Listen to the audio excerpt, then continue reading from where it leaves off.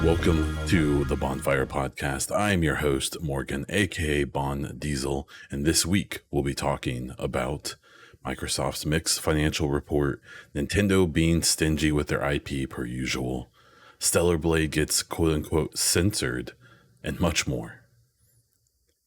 This was an interesting week in gaming, at least for me. There wasn't any huge news. I took a little vacation this week, which the last half of the week I was off, which means the first week I was super busy, as I'd mentioned in the previous show. And it doesn't seem like I missed too much. I'm going to talk about every platform had a little bit of news. There was also a decent amount of news, not from the platforms. A game I've been playing for many years made maybe the biggest foul up I've ever seen in my life from a game to their community. So we'll definitely be talking about that. And I think that in a lot of ways, this is kind of the calm before the storm, right? It's almost May, which means that it's almost June, and that's when we're going to get at least a handful of showcases. We know that the IGN is doing theirs. Jeff Keighley is doing Summer Game Fest.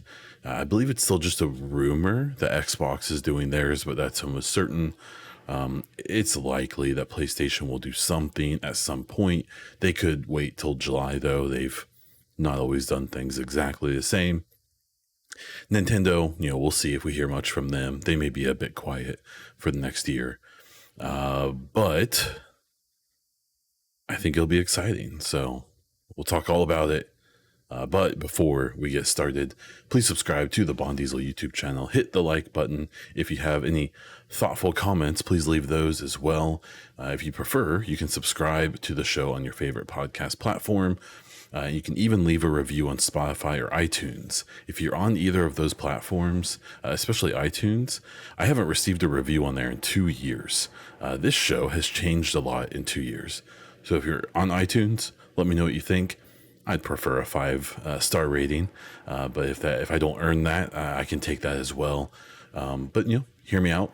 Good ratings do help me get noticed, so I would really appreciate that. Thank you to everyone who supports all of my content on YouTube, as YouTube members, as Twitch subscribers, and as Patreon patrons. We'll talk about that. If you're interested in supporting this podcast, please consider checking out the Linktree link in the description of the show for links to all of my content and ways that you can support if you wish. Gaming news. Let's start off with Xbox. They released their Q3 2024 earnings report. Their hardware sales were down 31%. Xbox in general was up 62%. The gaming revenue specifically was up 51%, and they had a record number of hours streamed via the Xbox streaming service. Is it still xCloud? I can't remember. I'm going to be honest. As much as I have defended Xbox's naming conventions and kind of called the people who think that all of the the Series X and S are these like impossible to understand things. They are kind of bad at naming things. Like I think we can be honest about that. So, this report was interesting. It was most interesting because you could really tell where people or publications stand by how they reported on this, because it was a mixed bag. There was good and bad. The whole thing of them having 62 or 51% jumps in revenue, depending on what metric you're looking at, is objectively good. That's only good for them. The caveat being that that's year over year, and it's factoring in Activision Blizzard King. But that distinction is kind of weird to me, right? Because I saw a lot of people, I assume more Sony leaning folks or anti Xbox folks, whatever, or just people being precise. I saw a lot of that being kind of put down, but that's why they bought ABK. Like, yeah, they made a bunch of money from ABK, and that's why they spent $70 billion on them. Like, of course they did. That's I don't. I think it's weird that that's been seen in like a skeptical like, well, if they didn't have ABK, they wouldn't have made that much money. I think without Activision Blizzard King, their revenue would have actually been down a couple percentage points.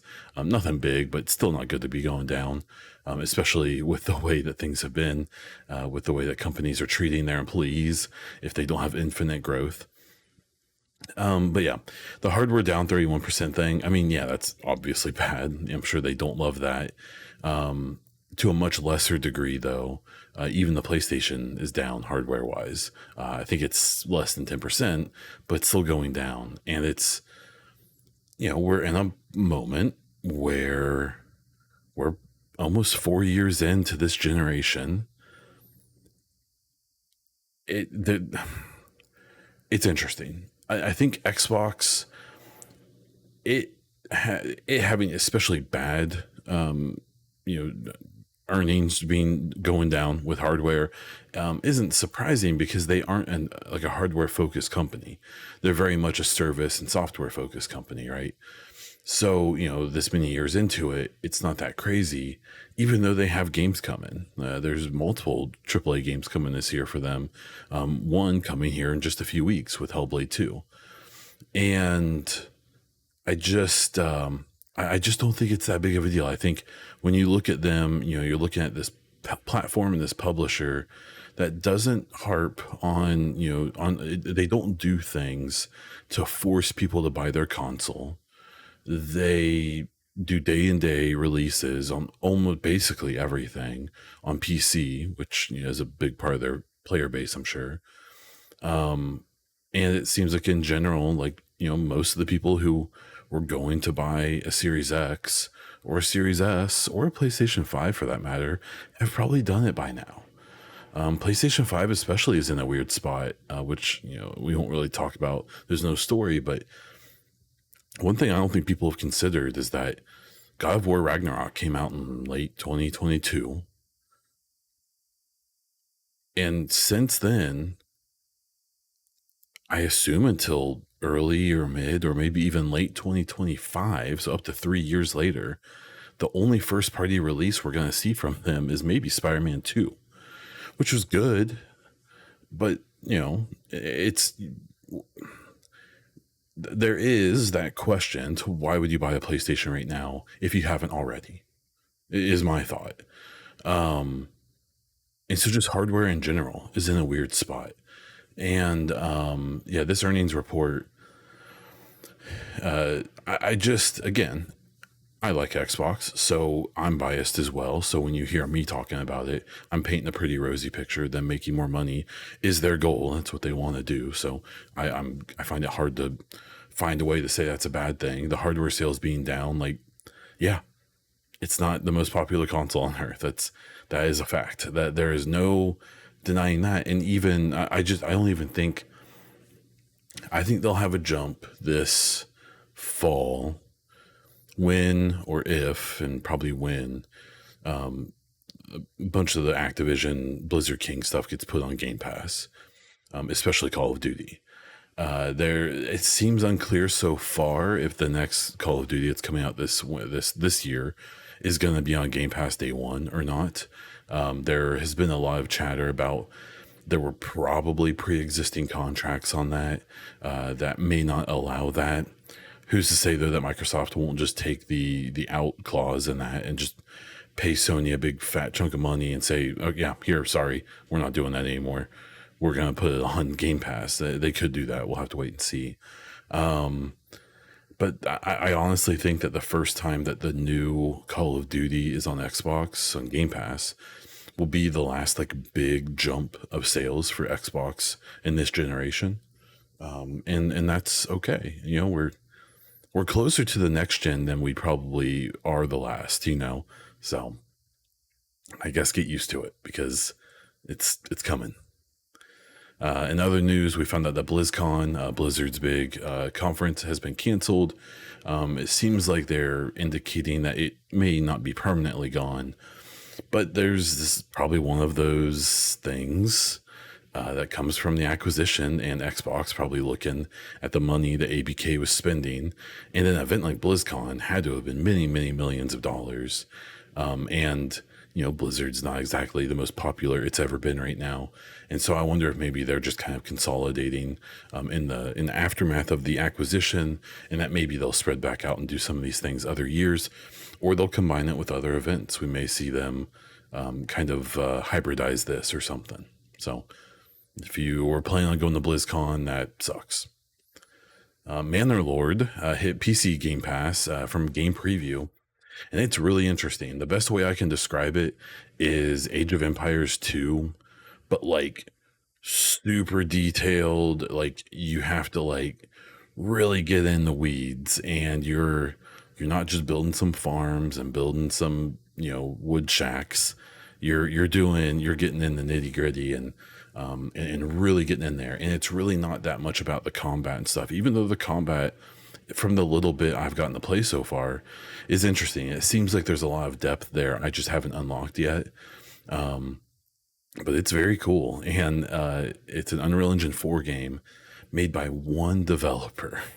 This guy solo dev this, and it feels higher quality than like Dragon's Dogma 2.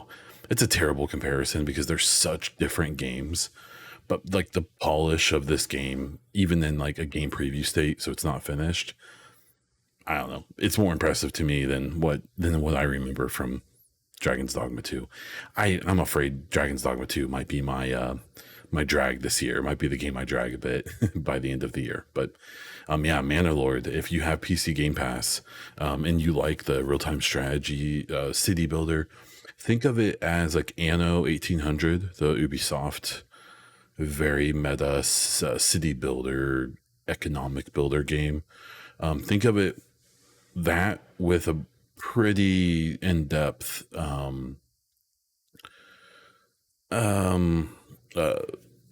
like combat system, which Anno doesn't have much of that. So very cool. If you have it, I highly suggest checking it out. Fallout 4 next gen update thoughts. I'm playing specifically on the Series X. I've been playing the new Fallout 4 playthrough since the show came out. So I got a couple weeks with the previous version of Fallout 4, which was the Xbox One version, I believe, that had gotten some updates. It had like 60 FPS, and they had done some tweaking to make it look better. And then this update came out, and it's just night and day. Like, it looks so much better. It runs way better on the one version. I was getting a crash about every hour. I haven't had a single crash since this update. The resolutions are obviously better. They aren't just being boosted up. The frames per second, the frame time feels a lot better. So, 60 FPS isn't always great. If it's not like a stable 60 FPS, if it's still missing frames, you can tell. And I think the one version was like that. But this one seems a lot better. Maybe it's all in my head. Maybe it's exactly the same. I don't think it is. The mods are kind of hit and miss with Xbox and PlayStation. I think that because those mods that you can download are like pre-approved by Bethesda, and they aren't dependent on a script editor, most of them still work from what I noticed. I didn't have any major issues. PC is a different story. If you've seen in the articles this week about the Fallout 4 next gen update, and you see that they're all doing the stupid clickbait sensationalism thing, like, this update's a disaster. It sounds like it's not great for PC players, and it's kind of weird that they released it to them at all, because they just have so many years of mods and stuff like that kind of making the game look better than even this next gen update. And so to me, it's kind of funny. Like, I'm surprised they didn't have the thought of like, yeah, maybe our PC players don't even want this. Like, obviously the console players do, and I think it's great on console. But like, maybe they weren't really signing up for this. There was an issue on PlayStation, and I think it's already been resolved. But if you know how PlayStation does their thing, they have different versions of the game on their store. So you have to make sure you download like the PlayStation 5 version of stuff and not the PlayStation 4. And it's kind of convoluted and it's not super clear all the time. For as good as PlayStation's games, the first party games are, and for how, how much people seem to like their hardware and their DualSense controller and all of that, it just blows my mind that they almost everything else about their whole ecosystem sucks. Like their streaming's just, not very good there. But especially this system is so bizarre that they didn't have a better solution to, these cross-gen games and these different versions of games. Where on Xbox, as far as I can tell, it just automatically does everything. I've never had to pick a version, and I'm really glad that. And I think that's just the difference between a hardware company like Sony and a software company like Microsoft. It makes sense, and that issue I think is resolved at this point. Issues that people were having with that, it was something to do with the service that you can get free games for PlayStation through the subscription had Fallout 4 on there, but it didn't update. It was still the old version, the PS4 version. Whole mess. I think it's resolved. That update on console seems fine. On PC, I would probably stay away from it, is my line. In other Fallout news, Fallout 76, I got 1 million new players. I believe it was in 24 hours. That game's popping off. I dabbled back into it. It's just not my thing.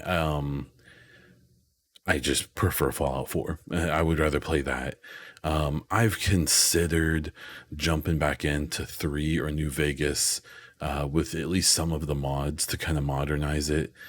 My issue is that there's been a few games over the years that I've tried to go back and play like that are like pretty old at this point and not very current, and have not aged well. The vanilla Fallout 3 and New Vegas, in my opinion, have aged terribly because they were kind of clunky and out of date when they came out.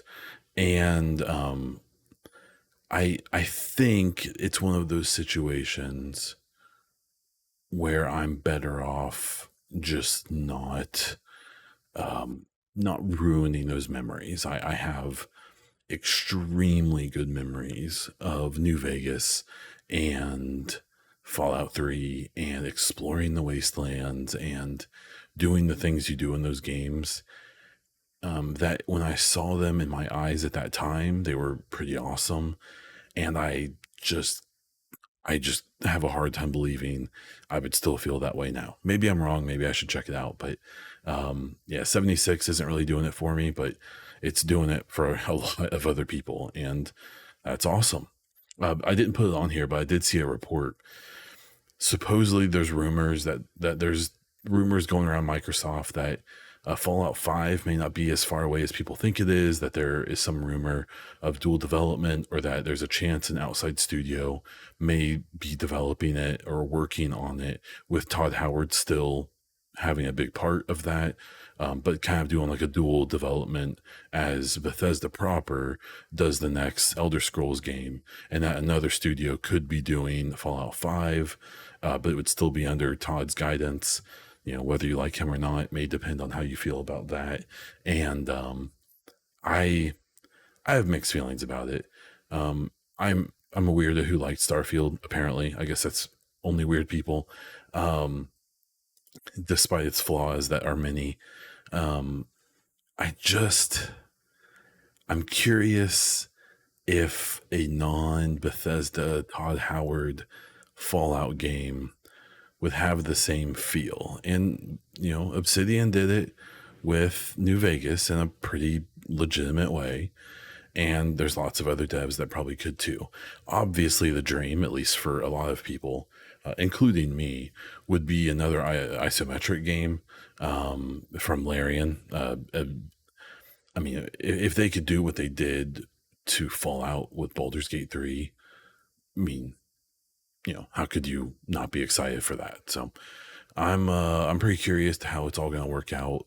How far away Fallout 5. I did a short on YouTube that got really popular of me talking about how old Fallout 5 makes me feel, because when I consider how far away it could be, especially before these rumors, thinking about like my kid will be like in high school potentially when that game comes out, and she is 4, so that doesn't feel great. But we'll have to wait and see. For PlayStation, the only bit of news I found on them was that Little Big Planet 3, its servers will not return, so the game will not be playable, at least the features that are online. It seems like, from what I could gather, they shut it down for like maintenance in January, but there was an assumption it was going to come back, and it's not. So it kind of another example in that whole outrage that people have had of games that require online services going away, of essentially making the game useless or not able to be played. Ubisoft did it with what's their racing franchise. Of course, I'm not going to remember it when I need to, but the first version of the game was only partially online dependent, had plenty of single player, but they've delisted it. Even if you bought that game, you can't download it anymore, even though you would be able to play a majority of it offline. Super strange. I would hope they have their reasons for doing it, but it would probably be good for them to like talk about that. Then with Nintendo, we found out from someone having to do with Gary's Mod, which is the Half-Life mod that's been around for as long as I can literally remember, over 20 years, I believe, came out and said that they got a DMCA or a cease and desist or something from Nintendo to remove Nintendo content from their mod. This is a user created mod, so it's like user contributions, and they have 20 plus years of submissions to go through and delete everything that is Nintendo property. So Nintendoing, it's what they do.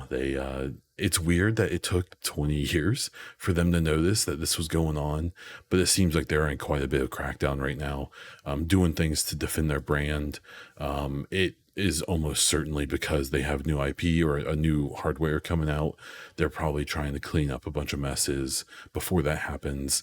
Honestly, they're kind of maybe trying to get all the bad guy stories out of the way so that by the time the hardware comes out, people forget that they're kind of soulless supervillains in the gaming industry. On the other hand, it's their IP. If they don't want other people using it, they're well within their right. But still kind of sucks. And then Nintendo characters are not on Fortnite due to exclusivity issues. So someone close to that situation did some interviews and talked about how, like if Samus was going to be in Fortnite, Nintendo required that you could only see that skin if she was if you were playing on a Switch. So they don't want people, they don't want their textures and models to be on other hardware. So again, Nintendo's Nintendoing. Really, that part's really strange to me. Fortnite is like the great equalizer, and it seems like every single IP and every single platform is happy to have their stuff on there, but not Nintendo, man. It's not going to happen, I guess. So kind of a shame. Getting into non-platform news, we did get a new release, or at least we got reviews for Stellar Blade. It got a Metacritic score of 83, which was pretty much in line with what a lot of the previews I saw were saying. Basically, it seems like the game's combat is extremely fun, that its graphics are pretty impressive, but that the story and characters are just completely devoid of anything interesting. And even to the point where some reviewers like Skill Up were kind of annoyed because it seemed like they're kind of shamelessly just like stealing from games like Nier Automata, where they may not be stealing textures or models, but they're certainly trying to do the same thing. And then there's the whole drama around it. This game, I feel bad for the devs in this game to a point. This game became, if I've talked a bit about it over the last few weeks, but there's a bunch of these weirdos trying to do like Gamergate 2 and trying to like push back on, diversity in games, and some of these consultant agencies who consult on how, publishers and developers and studios can, be more diverse and, be better about telling stories of people who aren't like the people making the game.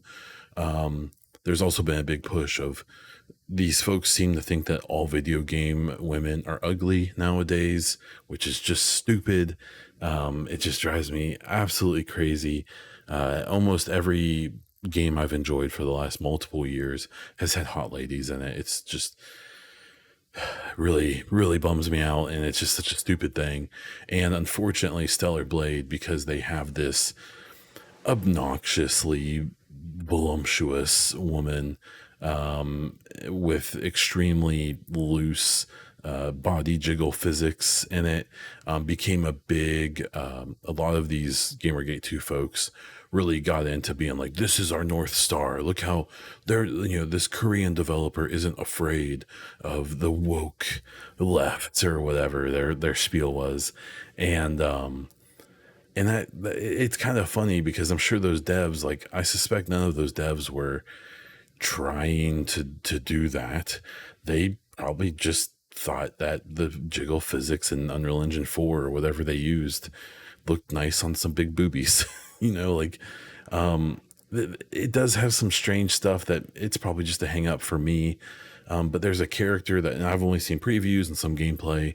There's a character who I assume is an adult in this game, but she's very little and very childlike looking, and and it's just pretty sexualized, and I think that's super creepy. I think it's super weird, but maybe that's my problem. It's not theirs. But one of the things I noticed about footage from the game is that, like, yeah, if you want to have the bouncy boobies and stuff, like, go nuts. That's cool.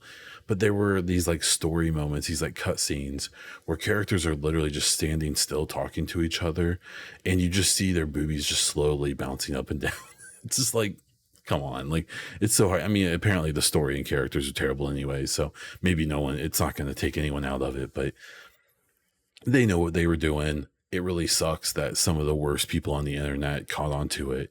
It is funny that they took out a cosmetic item from the game, and now all of those weird Gamergate incels are turning against them, saying that they've been censored, even though the developers have come out and said, like, no, we aren't. We just took it out because for whatever reason, right?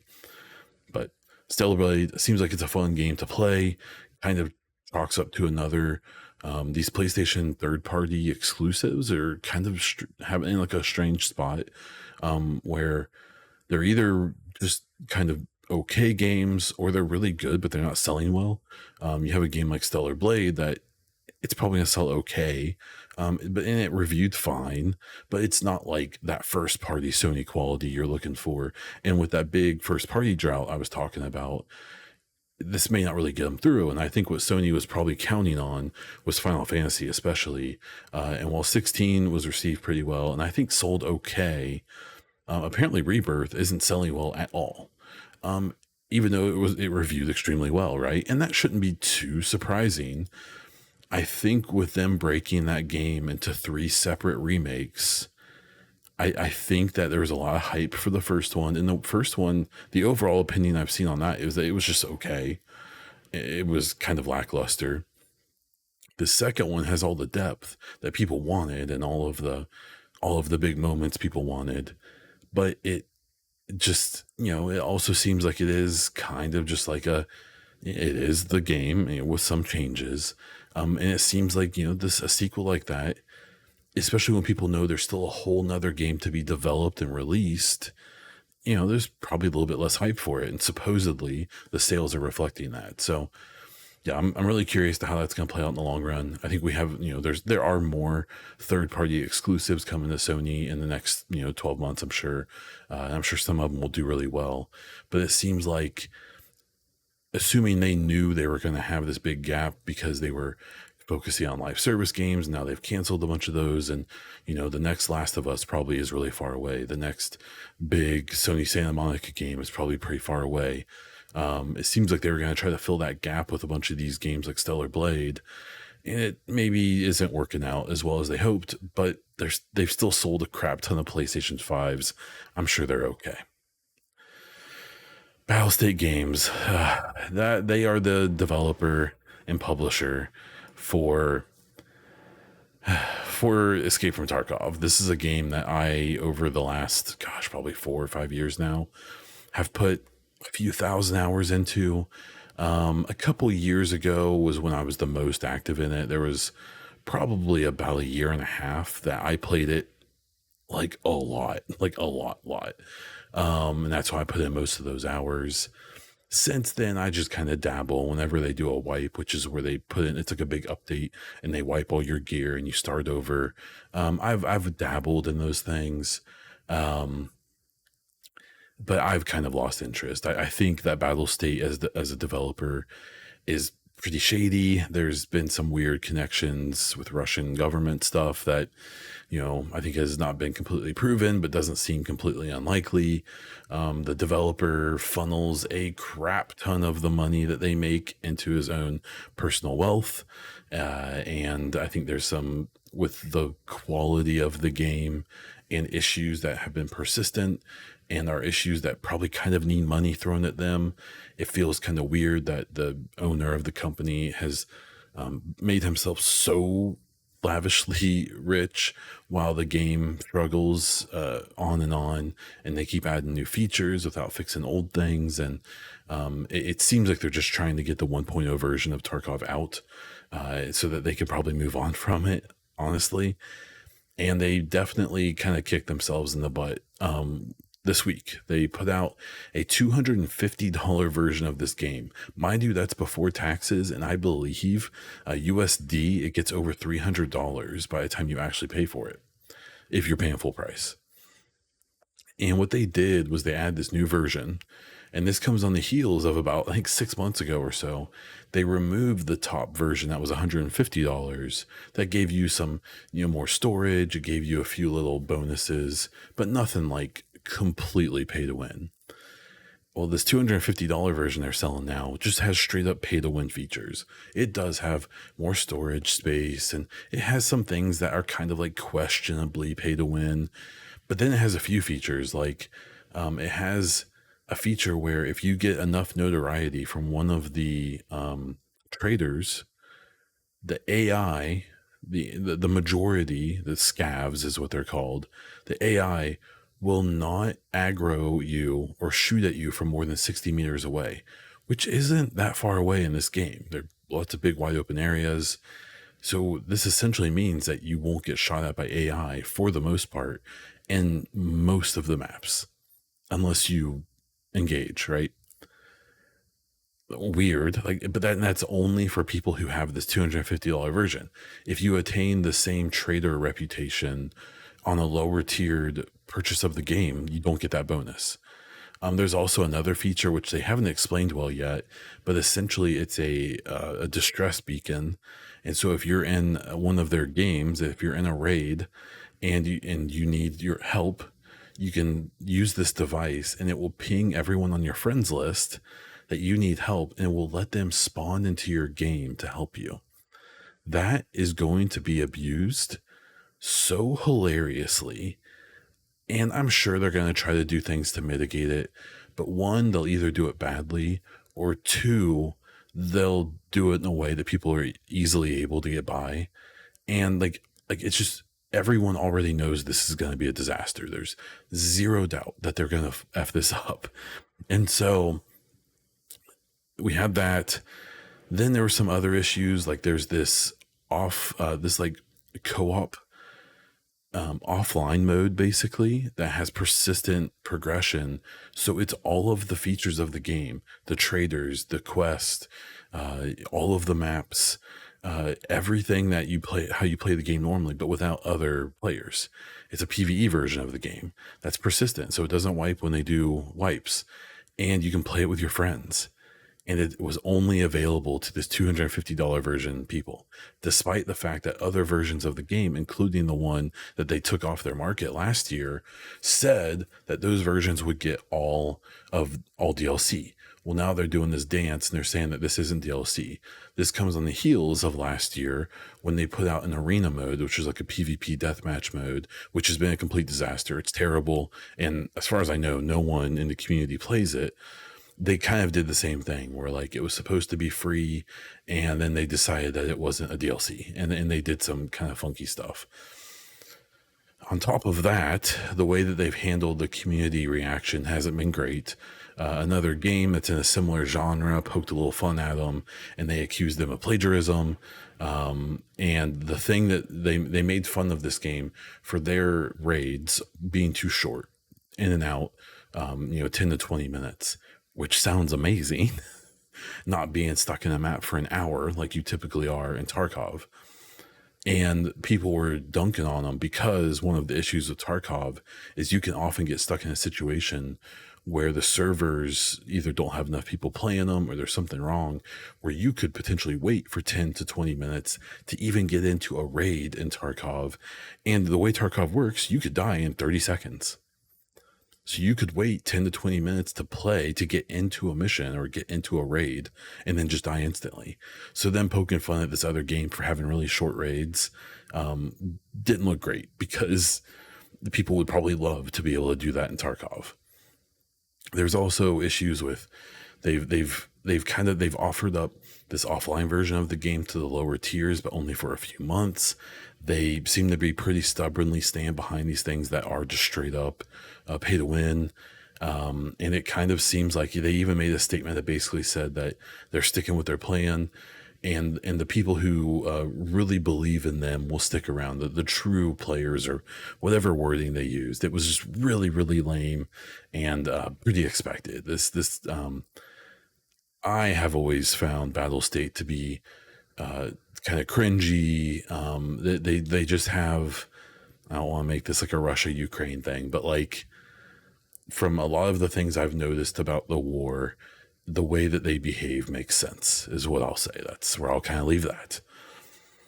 Embracer. Oh, Embracer Group. Baby, what you doing? Embracer Group announces that they are splitting up their company into 3 separate studios or publishers, I guess. And here's their names and what they cover. Asmodee Group will do board and card games. Coffee Stain and Friends will do indie games, AA, single A, and free-to-play games. And Middle-earth Enterprises and Friends will do their AAA game development and publishing. I know they don't know what they're doing, but I really wish they wouldn't make it so obvious. Like, the head of Embracer Group did an interview where he like kind of half took responsibility for how much of a crap show everything has been. Kind of. He really does not seem to understand why people give them so much crap over what they've done. But it's funny, there were references in this interview, or at least in some conversations that were had, that during the, I don't know if it was the BAFTAs or one of the awards, Greg Miller from Kind of Funny basically just made a direct joke about Embracer Group and how they F everything up. And probably the most well-known gaming awards, or at least the one that the game devs and publishers pay the most attention to. People need to realize that a lot of industry folks don't give a crap about Jeff Keighley's video game awards. And he made a pretty brutal joke about them, and some of the responses and some of the statements around what's going on definitely alluded to them being well aware that they were the butt of a joke, and were probably watching. So I don't know what Embracer's doing. They just need to release games. More than anything, they just need to release some games, is what it really comes down to. I don't know what they've released in the last like 3 or 4 years that they've existed, maybe more at this point. So good luck to them, I guess. Really more good luck to all the people who work under them. I wish you the best. In a not very small story here, but I'll probably not go too deep into it because it's kind of out of my wheelhouse. The U.S. has given ByteDance, the owner of TikTok, 270 days to divest from their company and sell it to an American, to make it American owned. That's going to be interesting. So far, the indications are that ByteDance is saying like, no, we're not going to sell our company to anyone. Why would we do that? I'm sure the United States is a really, really big customer base for them, but they probably are still pretty big beyond that. The main reasons for this, at least what's been cited from the U.S. government, is concerns that since the app is owned by a company in China, it's pretty much assumed that any company that's in China is basically owned by the CCP or their federal government, And there's concerns that either through data collection or direct influence, that the app, especially as popular as it is, could be used to influence people when it comes to elections, when it comes to social issues, when it comes to trying to paint the CCP in a better light than it has. I've not seen proof one way or the other on that. There is some thought that a lot of the vitriol in the Palestinian-Gaza war, on both sides, the extremification of both sides of that issue. There's a lot of concerns that that's been done through social media and TikTok, especially through people sharing disinformation, either knowingly or not. And a lot of people have said, like, hey, why aren't they treating Facebook and Twitter like this? And they do to a point, but because those companies are U.S. owned, they have a lot of regulations and they have tools to rope those companies in if they need to. And maybe they need to and they aren't. Like, that's a whole different problem. But it's been pretty typical in history for the US, and I assume most countries, to be very not cool with foreign entities, especially adversaries, owning large media groups and so on. So like a big thing is like a Chinese company can't own like a television channel in the United States. It's on like cable TV. It's illegal. You can't do that for what seemed like fairly obvious reasons. I don't like TikTok. I always found its engagement to be pretty obviously fake. An example I've brought up before is a podcast group I really like, who's gotten like around 150 million views on their YouTube in 10 plus years, while their TikTok in like less than 2 years got like over 1.5 billion views. They aren't growing. Their content is very specific to their current fan base. And the idea that there was any content they were putting on TikTok that would earn them over 1.5 billion views is complete trash. Like, that's just not real. There's no way it is. There's even creators. I remember when TikTok first came out and it was getting big. And today it probably is the best place to put your content. But I specifically remember content creators that I knew or was like aware of who basically didn't get views or whatever on YouTube and other traditional platforms, were then posting the exact same quality content to TikTok and getting like hundreds and thousands, if not millions of views. Again, I don't think that there's not real people on TikTok. I'm sure there's many, many millions, but it seems like it's definitely like an engagement trap. And why it's like that, I don't know. Hopefully it's to sell ads. Hopefully it's to make money. Hopefully it's not for the reasons that the US government has alleged. I have no idea. It always smelled fishy to me, and I just always chose to stay away. I don't have an account as far as I know. I don't mess with it. And TikTok going away would literally not impact me at all. So when it comes to free speech and various like amendment and constitutional issues, like, that's going to get figured out by other people. I will not pretend to understand all of those problems. To wrap things up on a little bit more of a happy note, I did a Mass Effect stream with Kala Elizabeth on her channel, live on her YouTube, with herself and N7 Legend, or Sam from the Mass Effect Lorecast.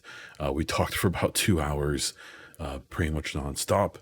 And it was awesome. It was a really great conversation. If you're interested, especially in the next Mass Effect game, we basically talked about that for 2 hours, covered a bunch of topics, gave a bunch of opinions and hot takes, and it went over really well. So be sure to check out Kala Elizabeth, her channel, and all of her other videos, but especially that VOD, if you want to see what we got into. And that is where I'm going to wrap this episode up. Thank you so much for listening to the episode. Please consider supporting all of my content by watching, listening, sharing, following my socials, or throwing a few bucks my way via the various links in the Linktree link in the description of the show. I don't know if I can say link more times. That is all I have for this episode of the Baunfire podcast. So, until next time.